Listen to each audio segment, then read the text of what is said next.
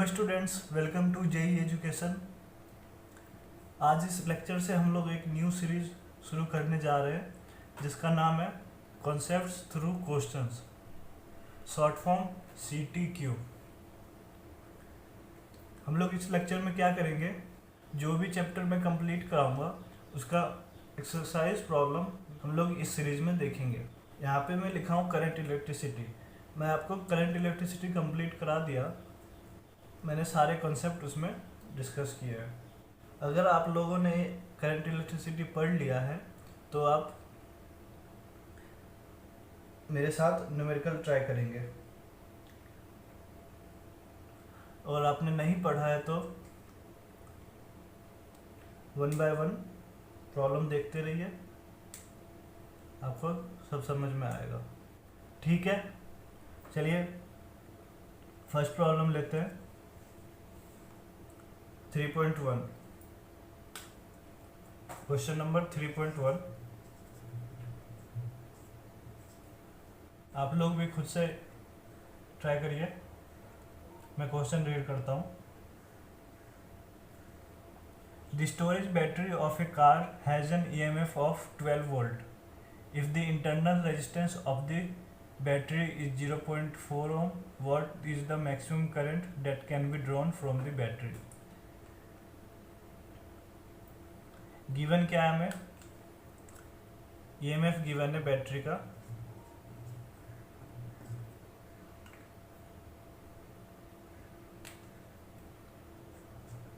EMF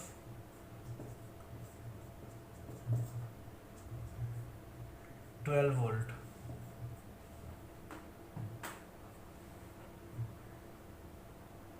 resistance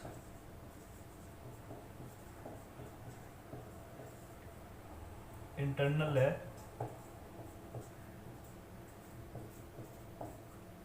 small r से denote करते हैं, 0.4 ओम। हमसे I max पूछा है।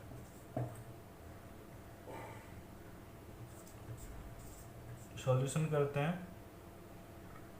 करंट इलेक्ट्रिसिटी चैप्टर में ओम्स लॉ है, जिसका ये है फॉर्मूला V = IR।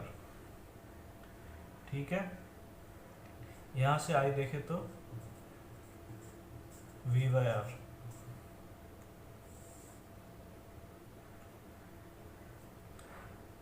अगर इस क्वेश्चन के अकॉर्डिंग देखे तो यहाँ पे EMF क्या होता है? पोटेंशियल डिफरेंस ही होता है, बस उसका इंटरनल रेजिस्टेंस 0 या फिर बहुत ही कम होता है।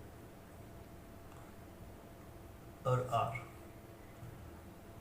ये मैक्स कब होगा? जब ये मिनिमम होगा, फिर ये करंट मैक्सिमम होगा।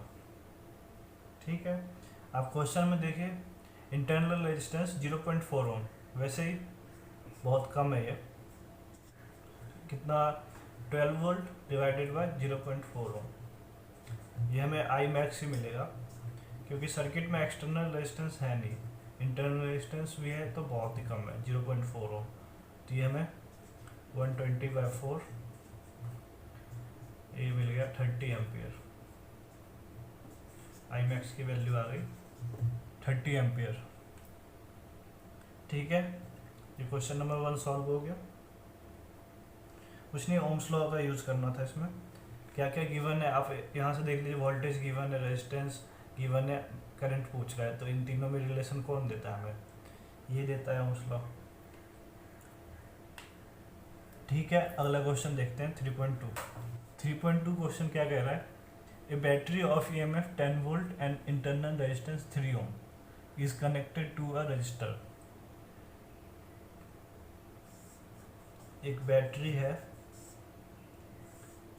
10 वोल्ट की, इसका खुद का इंटरनल रेजिस्टेंस है, फिर उसने एक एक्सटर्नल रेजिस्टेंस से कनेक्ट किया है।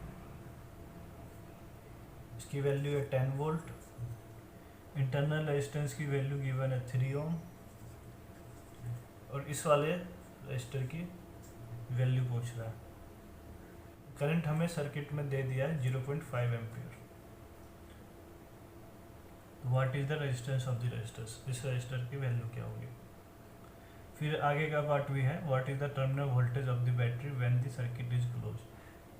यहाँ के टर्मिनल की वो पूछा है, पहले ये निकाल लेते हैं। आर निकालने के दो मेथड हैं। पहले हम लोग ओम्स लॉ से करते हैं।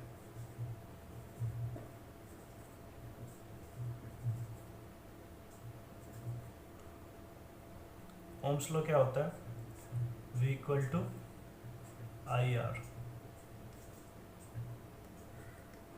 अगर सर्किट में सिर्फ एक रजिस्टर है तो R लिखेंगे, अगर एक से ज़्यादा है तो वहाँ पे हम लोग R इक्विवेलेंट भी लिख सकते हैं।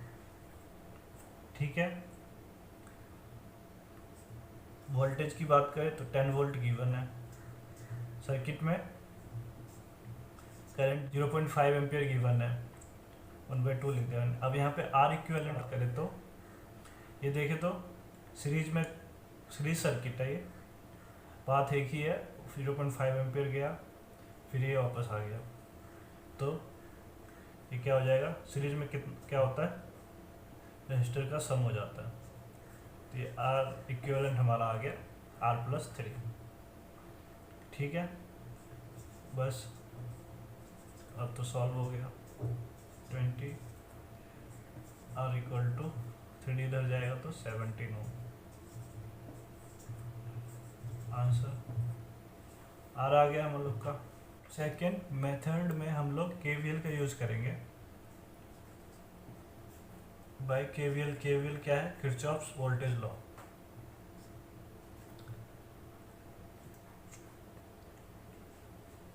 सबसे पहले लूप ले लेते हैं, किस लूप को फॉलो करेंगे हम लोग, in loop A B C D A से चल के हम लोग फिर A पे आ जाएंगे तो लूप हमारा कंप्लीट हो जाएगा। ठीक है। अब KVL वोल्टेज क्या होता है, I इंटू R।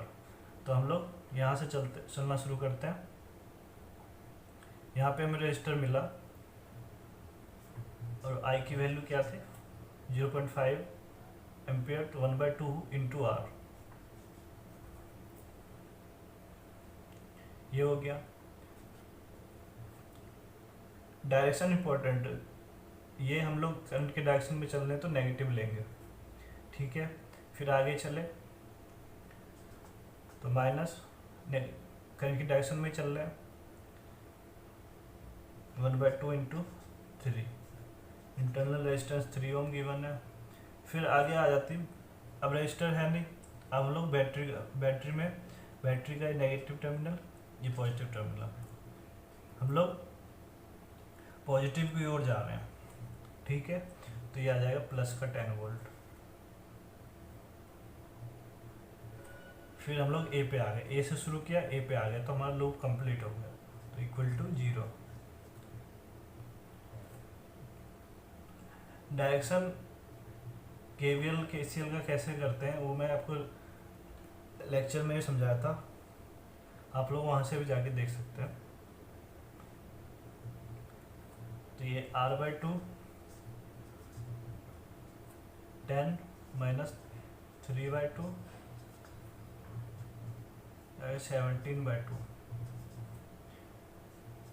2 से 2 कट गया, R इक्वल टू 17 हो। तो R निकालने के यहाँ पे दो मेथड थे। ओम्स लॉ से देखें तो R इक्विवेलेंट लेना पड़ेगा क्योंकि एक रजिस्टर है नहीं सर्किट में, और KVL तो हम कहीं भी यूज कर सकते हैं, कितने भी रजिस्टर हो कैसे भी, बस हमें पता होना चाहिए किस डायरेक्शन में क्या नेगेटिव पॉजिटिव लेते हैं। ठीक है, तो R की वैल्यू यहाँ पे हम लोग 17 ओम फाइंड कर लिए।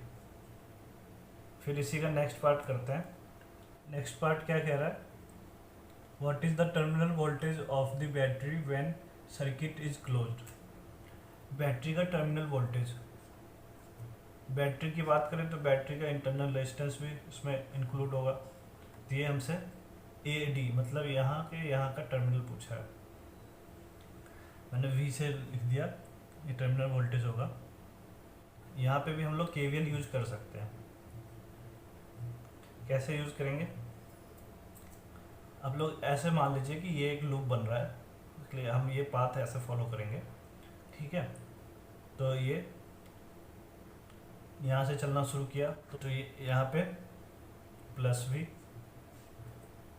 फिर हम लोग इनसाइड आ गए बैटरी के, ये वाला पाथ ले रहा हूँ बस, जैसे ऐसे। तो बैटरी में देखा तो हम लोग नेगेटिव की ओर जा रहे हैं, तभी हमारा ये लूप कंप्लीट होगा ना। तो नेगेटिव की ओर जा रहे हैं तो माइनस का 10 वोल्ट, ठीक है। अब हम लोग देखें तो सर्किट में करंट डायरेक्शन तो ये वाली गिवन है, बट हम लोग उसके अपोजिट जा रहे हैं, तो ये हमारा पॉजिटिव आ जाएगा। सेम डायरेक्शन में नेगेटिव लेते हैं, अपोजिट में positive, equal to 0। Loop complete हो रहा है, यहाँ से बस ये वाला लूप था, तो ये कितना आ जाएगा 10 माइनस 3/2, 17/2 आ गया,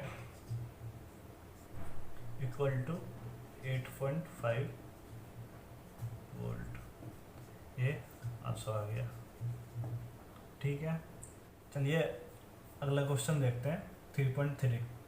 3.3 का ये पार्ट है, 3 resistors 1 ohm 2 ohm 3 ohm are connected और combined in series, what is the total resistance of the combination। तो हमें 1 ohm 2 ohm और 3 ohm कैसे दे रखे हैं सीरीज में, हमसे आर इक्विवेलेंट पूछा है।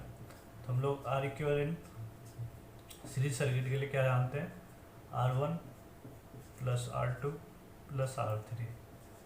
एक छोटा सा डेरिवेशन है, ये कैसे आया, तो R1 1 ohm, R2 2 ohm, R3 3 ohm, 6 ohm हम लोग का आर इक्विवेलेंट आ गया, ठीक है। फिर इस बी पार्ट पूछा है, if the combination is connected to a battery of EMF 12 volt and negligible internal resistance, obtain the potential drop across each resistor. इसने क्या किया, एक्चुअली में ये 3 रजिस्टर था ना, ये सीरीज में कनेक्ट, इसको 12 वोल्ट की बैटरी से कनेक्ट किया, और बैटरी का इंटरनल रेजिस्टेंस नेग्लिजिबल है ही नहीं, ठीक है। अब हमसे पूछ रहा है इन सब के अक्रॉस पोटेंशियल ड्रॉप बता दो, ये V of R1 plus minus V of R2, ये plus minus V of R3, ठीक है। ये 1 ohm है, ये 2 ohm है, ये 3 ohm है। हमसे VR1 VR2 और VR3 की वैल्यू पूछा है। तो हम लोग पहले I फाइंड कर लेते हैं, I क्या होगा, I फाइंड करने के लिए क्या, I इक्वल टू V/R। अब R इक्विवेलेंट लेंगे क्योंकि एक रजिस्टर तो है नहीं, 12 वोल्ट, आर इक्विवेलेंट कितना 6 ohm अभी फाइंड किया था ना हमने, तो ये 2 एम्पियर करंट हमारा 2 एम्पियर आ गया। अब करंट आ गया तो V equal to I R लेते जाएंगे, तो 2 into 1 2 volt, current 2 ampere, resistor 2 ampere, तो 4 वोल्ट, करंट 2 एम्पियर और रजिस्टर 3 ohm, तो 6 वोल्ट। ये हम लोग का आंसर आ गया।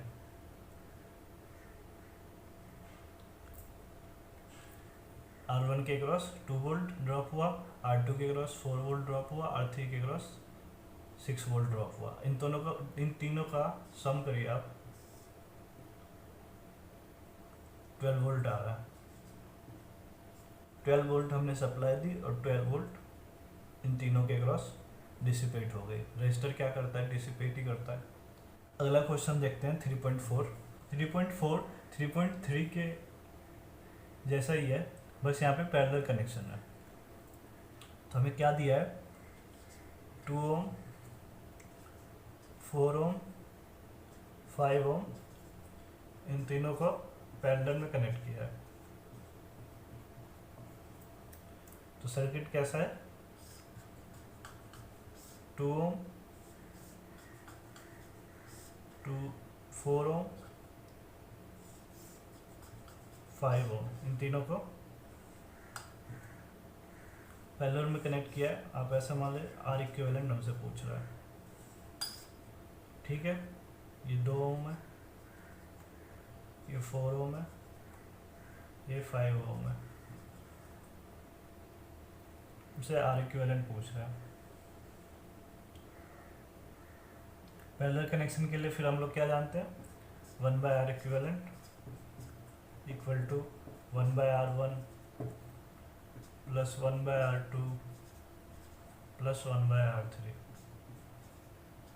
इसको हम लोग एलसीएम लेके ऊपर ले जाए तो कुछ ऐसा बनता है, ये R1 R2 R3 divided by R1 R2 plus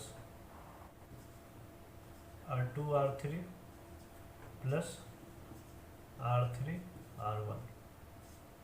R1 serial wise ही होता है, 1 2 फिर 2 3 फिर 3 1। यहाँ पे फिर सब वैल्यू रखते हैं, 2 इंटू 4 इंटू 5, नीचे का कितना आ जाएगा, 2 इंटू 4 मैं डायरेक्ट यहाँ पे मल्टीप्लाई कर दिया, फिर 4 इंटू 5 20, फिर 5 इंटू 2 10। आर इक्विवेलेंट क्या आ जाएगा, 40 divided by 38, 20 by 19 ohm. Answer आ गया, ठीक है। फिर इसी का बी पार्ट क्या बोला है, इसी कॉम्बिनेशन को 20 वोल्ट के बैटरी से कनेक्ट कर दिया है। क्या किया है, 20 वोल्ट के बैटरी से कनेक्ट कर दिया और बैटरी का इंटरनल रेजिस्टेंस नेग्लिजिबल है, 20 वोल्ट है। Determine the current through each resistor and total current drawn from the battery. ये हमसे ईच रजिस्टर के क्रॉस करंट पूछ रहा है। तो सबसे पहले ओवरऑल करंट कितना फ्लो कर रहा है, आई गया है यहाँ पे फिर 3 पाथ मिल गए इसे, तो ये तीनों में डिवाइड हो जाएगा। तो I1 4 ओम के क्रॉस I2 5 ओम के क्रॉस I3, ठीक है।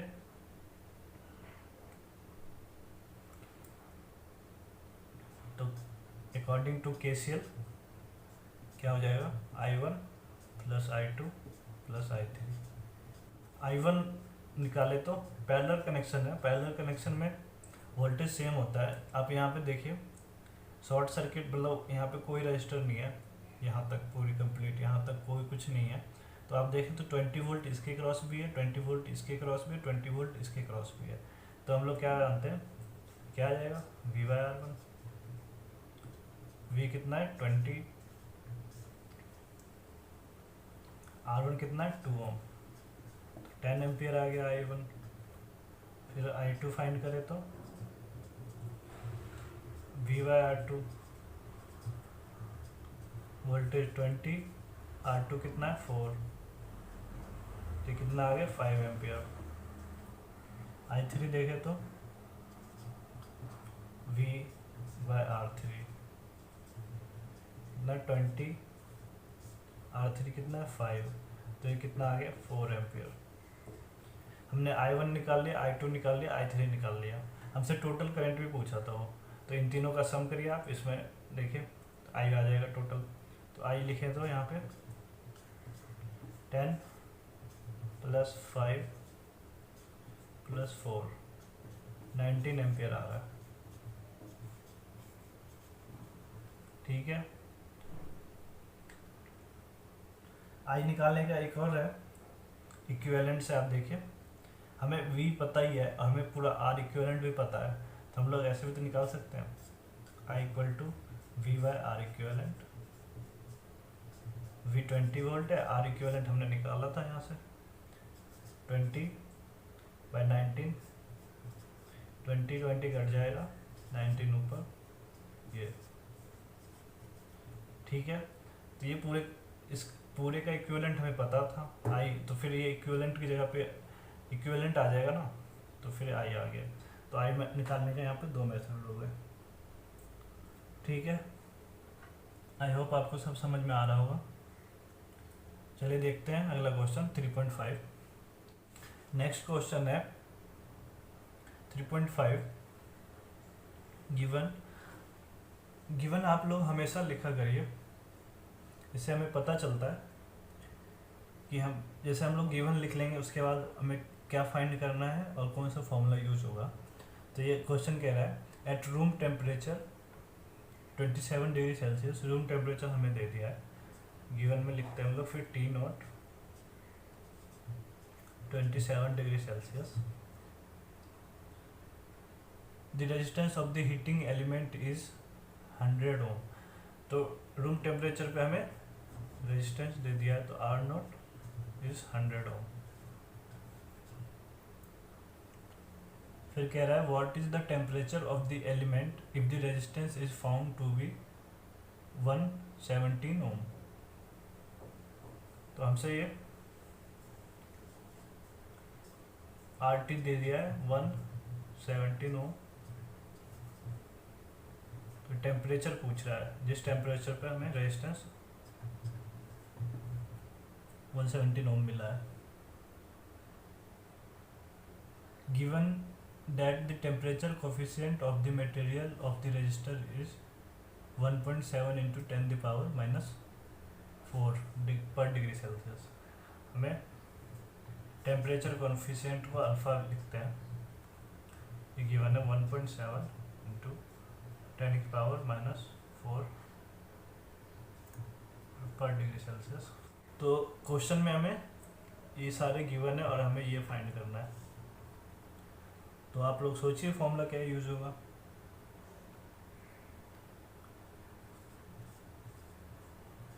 फॉर्मूला है आपके 12th क्लास में, R T equal to R naught 1 plus alpha T minus T naught. ये इसका डेरिवेशन नहीं है, ये डायरेक्ट फॉर्मूला यूज़ किया गया है सिलेबस में। तो हमसे क्या पूछा ये टी, तो हम लोग इस फॉर्म में लिख लेते हैं,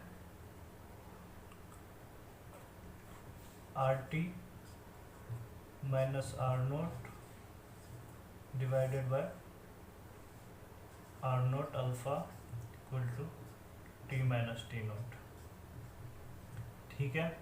यहाँ पे मैंने मल्टीप्लाई किया अंदर, ये इससे भी मल्टीप्लाई होगा, फिर इसको मैं इधर लेके आया तो ये हो गया, और फिर इसको नीचे लेके आ गया, ये टर्म बचा। तो यहाँ से हम लोग T minus T note find करते हैं पहले, फिर टी नोट को उधर लेके सम कर देंगे। आर टी कितना है 117, आर नोट कितना है 100, आर नोट 100 को मैं 10 की पावर 2 लिख लेता हूँ। अल्फ़ा कितना है 1.7 इंटू 10 की पावर माइनस 4। ये क्या टी माइनस टी नोट आ रहा है इधर लेफ्ट हैंड में, ऊपर देखे तो 17 बचा, नीचे आप लोग पॉइंट हटाओ, पहले पॉइंट हटाएंगे तो ऊपर 170 हो जाएगा, ठीक है, और ये बचेगा 10 की पावर माइनस 2, ठीक। पावर को ऊपर ले जाइए, 17 ये ऊपर जाएगा तो प्लस हो जाएगा, ऊपर एक और जीरो है तो 10 की पावर 3, नीचे 17। पावर हमेशा पहले इधर सॉल्व करिए, तो यहाँ पे सिंपल हो जाता है। ये कितना आ गया 1000 डिग्री सेल्सियस। हमें तो टी फाइंड करना है, तो ये टी नॉट इधर आ जाएगा, प्लस टी नॉट कितना था 27 डिग्री सेल्सियस, तो ये कितना आ गया 1027 डिग्री सेल्सियस आंसर, ठीक है।